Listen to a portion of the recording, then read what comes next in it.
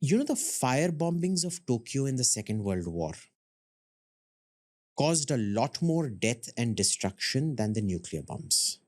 The nuclear bombs in Hiroshima and Nagasaki killed what, 50, 75,000 people, depending on Hiroshima or Nagasaki, where every firebombing of Tokyo killed about 100, 120, 150,000 people.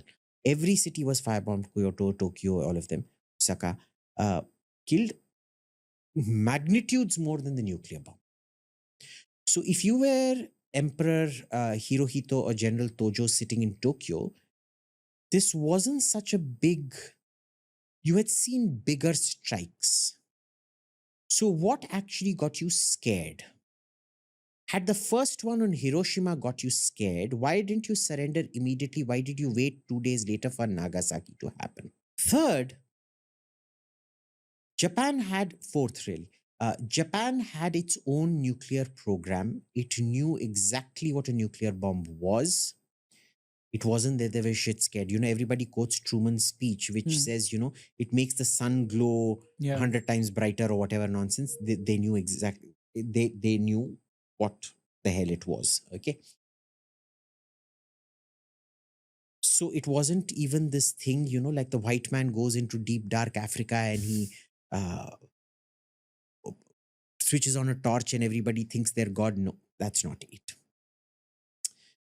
The next thing was the fact that the USSR had declared war just 5 days before. Now, there is also the theory that America wanted Japan's surrender to America and not to the USSR.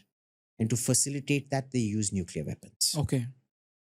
Which may be true, because USSR had just declared throughout the World War, Japan did not declare war on, though when Japan attacked America, Hitler declared war a few days later on America. He expected Japan to declare war on the USSR. Japan did not. But 6 months, Japan surrendered 6 months after Germany. Maybe more. What happened with the USSR was, 5 days before Hiroshima, they declared war on Japan. And Japanese forces in Manchuria just collapsed. Okay. But again, the issue then becomes that you still have the huge ocean between you. Right now, China is finding it difficult to attack Taiwan, which is just 100 kilometers away. Hitler couldn't attack he couldn't conquer Britain, which was just 40 or less kilometers away on the English Channel.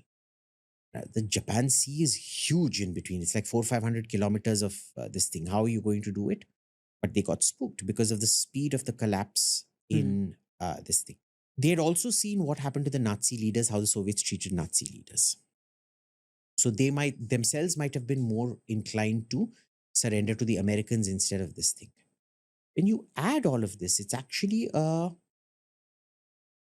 absolutely sound academic, tactical, real life case that maybe deterrence is fiction. And we're so used to it, we don't see that it actually doesn't work and nuclear weapons don't work. And the last person to make this point is Yuval Harari. He says it's such a useless weapon that war is good for you generally. And the person to read on this is Ian Morris. War, what is it good for? All the good that comes out of war gets completely negated by nuclear weapons. Because after you use nuclear weapons, there's nothing to learn because people have been wiped out. There's nothing to rebuild.